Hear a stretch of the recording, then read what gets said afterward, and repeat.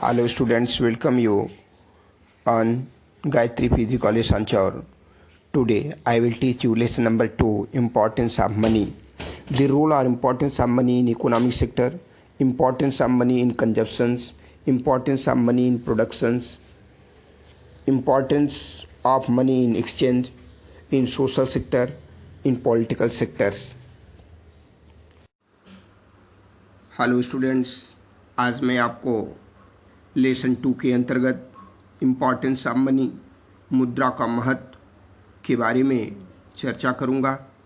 मुद्रा अर्थात करेंसी पैसे या धन के उस रूप को कहते हैं जिससे दैनिक जीवन में क्रय और विक्रय होती है। इसमें सिक्के और कागज़ के नोट दोनों आते हैं। आमतौर से किसी देश में प्रयोग की जाने वाली मुद्रा उस देश की सरकारी व्यवस्था द्वारा बनाई जाती है। मसलन भारत में रुपया व पैसा मुद्रा के रूप में स्वीकार किया जाता है।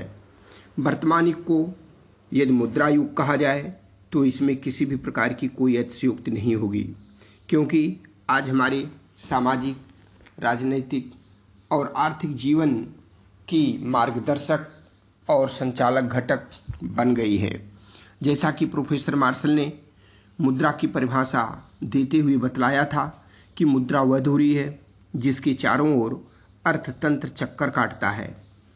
पिगू ने मुद्रा को आर्थिक जीवन के चारों ओर लिपटा हुआ वस्त्र माना है।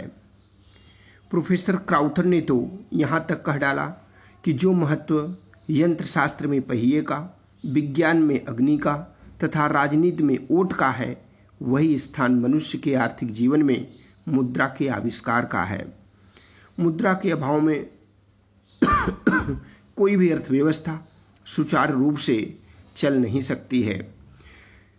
ट्रेस्काट ने इसलिए कहा है कि अगर मुद्रा को आर्थिक प्रणाली का हृदय न भी माने, पर यह निश्चित रूप से अर्थतंत्र का रक्त स्रोत अवश्य है।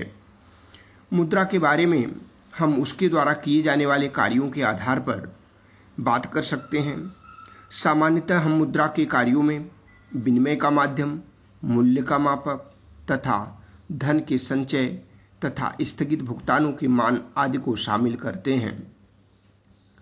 विभिन्न अर्थशास्त्रियों द्वारा दी गई मुद्रा की परिभाषा तथा उसके द्वारा किए जाने वाले कार्यों के आधार पर दी है। मुद्रा में सामान्य स्वीकृति का गुण होना बहुत ही आवश्यक है। यदि किसी वस्तु में सामान्य स्वीकृत होने की विशेषता नहीं है तो वह वस्तु को मुद्रा नहीं कहा जा सकता। इस प्रकार से मुद्रा से अभिप्राय कोई भी वह वस्तु है जो सामान्य रूप से विनिमय का माध्यम, मूल्य के मापक, धन के संचय तथा ऋणों के भुगतान के रूप में स्वीकार की जा सकती है। मुद्रा के महत्व के बारे में अर्थशास्त्रियों में काफी मतभेद है। एडम स्मिथ, मिल तथा रॉबर्टसन जैसे परंपरावादी अर्थशास्त्रियों ने मुद्रा को महत्वहीन मानते हैं। एडम स्मिथ ने मुद्रा की तुलना एक सड़क से की है जो स्वयं एक घास का तिनका भी उत्पन्न नहीं कर सकती। जे.एस. मिल, जॉन स्टुअर्ट मिल के अनुसार आधुनिक अर्थतंत्र में मुद्रा से कम महत्व की कोई वस्तु नहीं है। यह केवल श्रम और समय की बचत मात्र है। रॉबर्टसन के अनुसार मुद्रा इतना महत्वपूर्ण विषय नहीं है जितना अक्सर मान लिया जाता है, फिर भी यह अर्थशास्त्र का एक रोचक एवं महत्वपूर्ण अंग है। इस प्रकार से विभिन्न मतों का विश्लेषण करने से यह स्पष्ट हो जाता है कि प्राचीन काल में जनसंख्या की सीमितता, आवश्यकताओं की न्यूनता और आत्मनिर्भरता के कारण लेन देन सीमित था और उसमें मुद्रा का महत्व भी कम था। लेकिन आज की जटिल, व्यापक तथा विशिष्ट अर्थव्यवस्थाओं में तथ्यों की अवहेलना करके कल्पना लोक में विचरण करना तर्क संगत प्रतीत नहीं होता। आज मुद्रा मानव की आर्थिक गतिविधियों को हर कदम पर, हर पहलू पर और हर क्षण प्रभावित करती है। इस प्रकार से इस संदर्भ में हम यह कह सकते हैं कि यद्यपि मुद्रा रामबाण औसत तो नहीं है, पर उचित रूप से नियंत्रित मुद्रा प्रणाली उत्पादन, रोजगार तथा वास्तविक आय में वृद्धि के उद्देश्यों की प्राप्ति में एक शक्तिशाली घटक है। अतः प्रश्न यह नहीं है कि मुद्रा का महत्व कहाँ है, बल्कि प्रश्न यह है कि मुद्रा का महत्व कहाँ नहीं है। मानव जीवन के सभी क्षेत्रों में मुद्रा का बोलबाला है। इस प्रकार से मुद्रा के महत्व को निम्न प्रकार से हम व्यक्त कर सकते हैं। द रोल और importance of money in economic sector. आर्थिक क्षेत्र में मुद्रा की भूमिका, महत्व अथवा उसके लाभ को व्यक्त कर सकते हैं। वर्तमान समय में मुद्रा इतनी आवश्यक तथा महत्वपूर्ण हो गई है कि मुद्रा के गुण दोषों का अध्ययन ही अर्थशास्त्र के अध्ययन का प्रमुख विषय बन गया है। मुद्रा के महत्व को हम निम्नलिखित 3 भागों में बांट सकते हैं।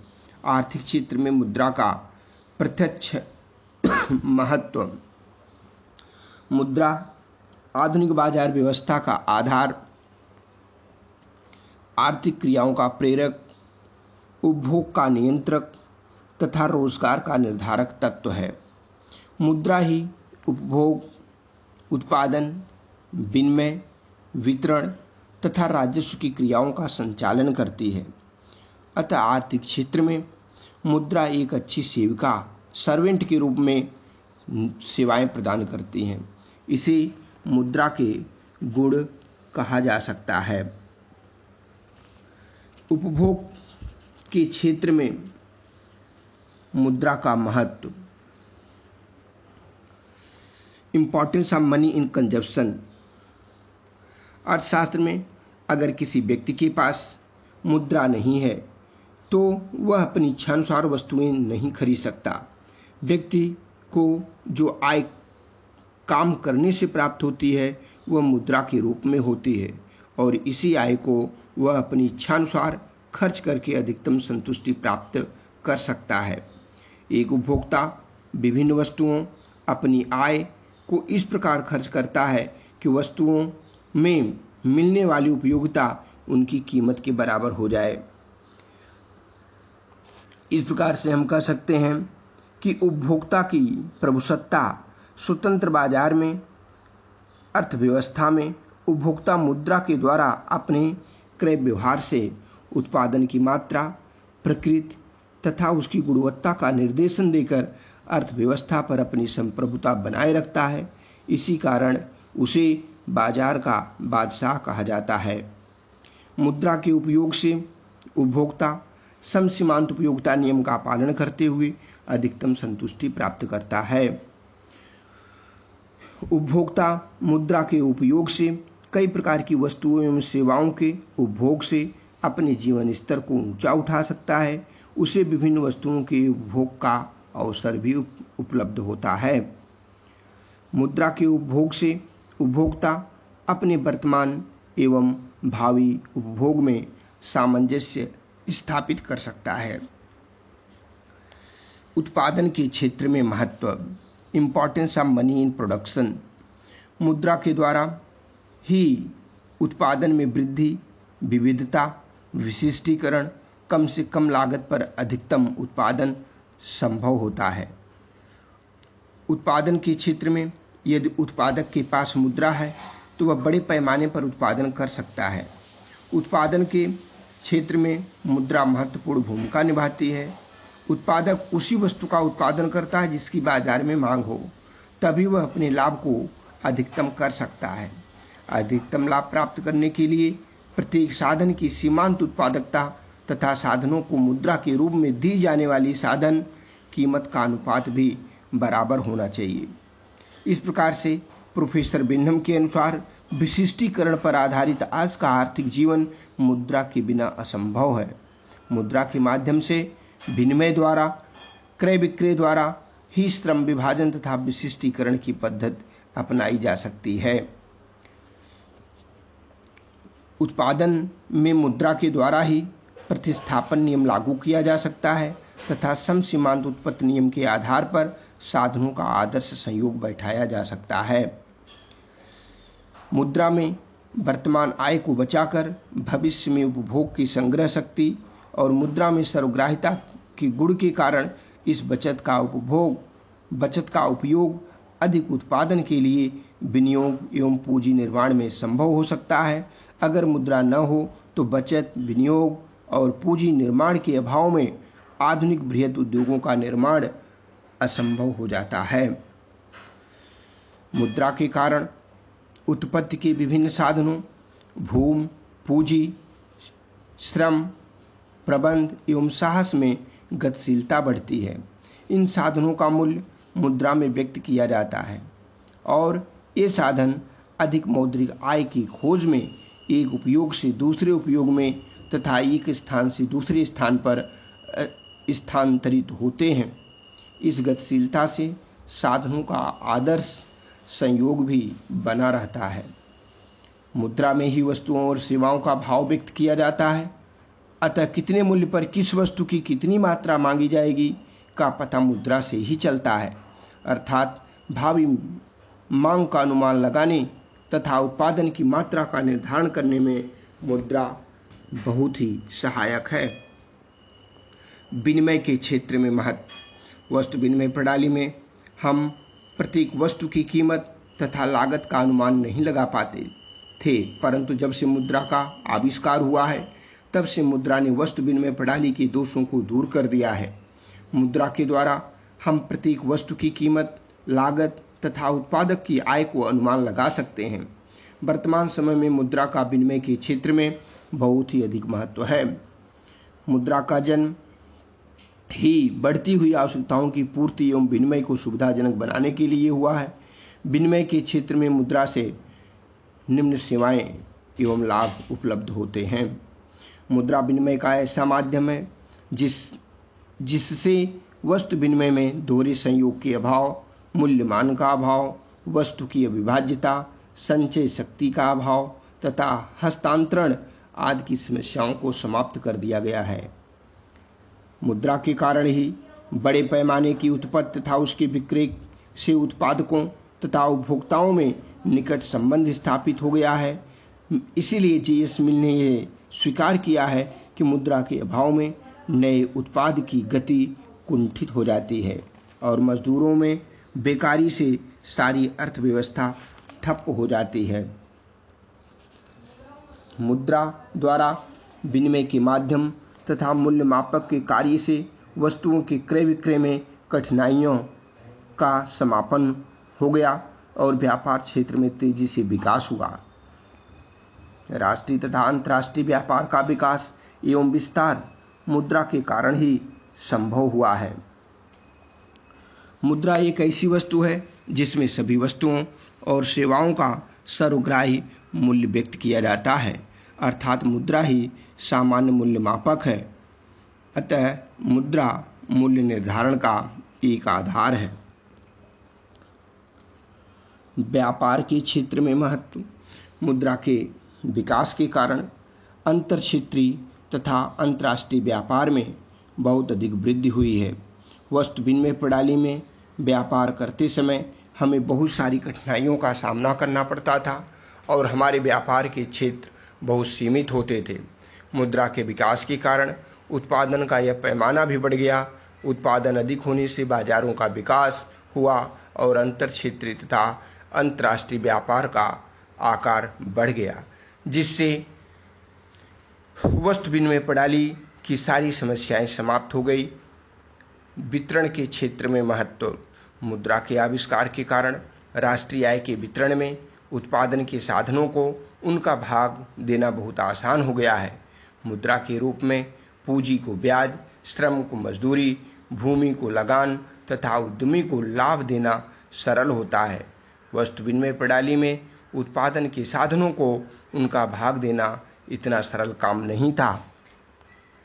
आज उत्पत्ति के विभिन्न साधनों से बड़े पैमाने पर उत्पत्ति की जाती है। इन सामूहिक उत्पत्ति की विभिन्न साधनों में वितरण की समस्या का समाधान मुद्रा से ही संभव हुआ है। पहले सामूहिक उत्पत्ति को बेचकर मुद्रा के रूप में परिवर्तित किया जाता है। मुद्रा से ही उत्पत्ति के प्रत्येक साधन की सीमांत उत्पत्ति ज्ञात कर उसका प्रतिफल निर्धारित किया जाता है। इस प्रकार मुद्रा ने वितरण की समस्याओं का उचित समाधान किया है। पूंजी निर्माण। पूंजी निर्माण में मुद्रा का महत्व बहुत ही उपयोगी है। वस्तु विनिमय प्रणाली में बचत और निवेश करना संभव नहीं था। मुद्रा के आविष्कार के कारण हम आसानी से बचत तथा निवेश कर सकते हैं। व्यक्ति की आवश्यकताओं की पूर्ति के बाद जो आय बच जाती है उसे बचत कहते हैं।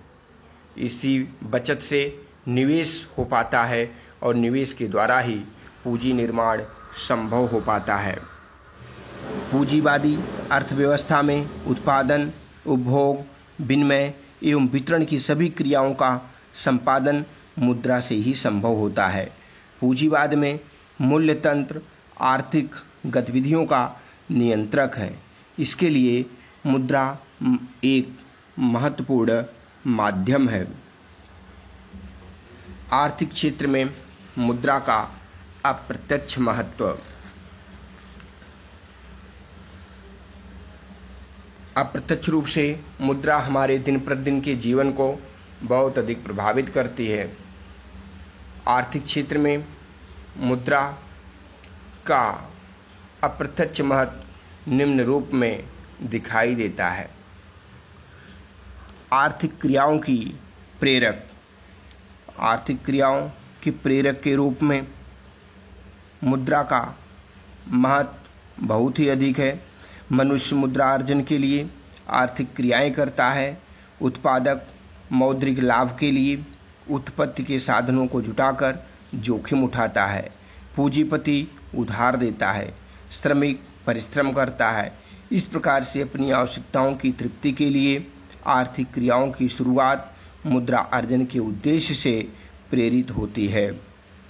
आर्थिक घटनाओं, कार्यों तथा वस्तुओं का मापदंड के रूप में मुद्रा मूल्य मापक का कार्य करती है और इस मापदंड द्वारा आर्थिक क्षेत्र में निश्चितता प्राप्त होती है। प्रोफेसर पीगू के अनुसार अर्थशास्त्र में प्रत्येक कार्य, घटना अथवा वस्तु को मापने का एकमात्र मापदंड मुद्रा ही होता है। मुद्रा के अभाव में वस्तुओं और सेवाओं का मूल्य मापना कठिन ही नहीं बल्कि असंभव भी होता है। अर्थ विज्ञान की धुरी। जैसा कि पहले कहा जा चुका है कि मार्शन ने मुद्रा को अर्थ विज्ञान की धुरी माना है। मुद्रा के कारण उपभोग, उत्पादन, विनिमय, वितरण तथा राजस्व संबंधी आर्थिक क्रियाओं में सुगमता आई है। प्रत्येक क्षेत्र में मुद्रा का महत्व है। वस्तु विनिमय की असुविधाओं से छुटकारा।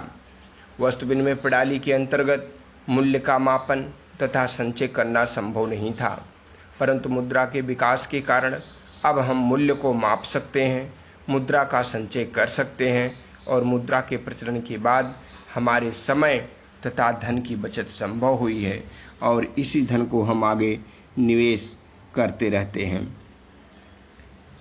साख निर्माण। मुद्रा के प्रचलन के बाद ही साख का निर्माण संभव हो पाया है।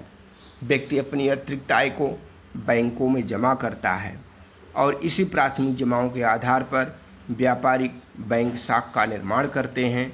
मुद्रा के द्वारा ही साख का निर्माण संभव होता है। आर्थिक विकास का सूचक। Indicator of economic progress.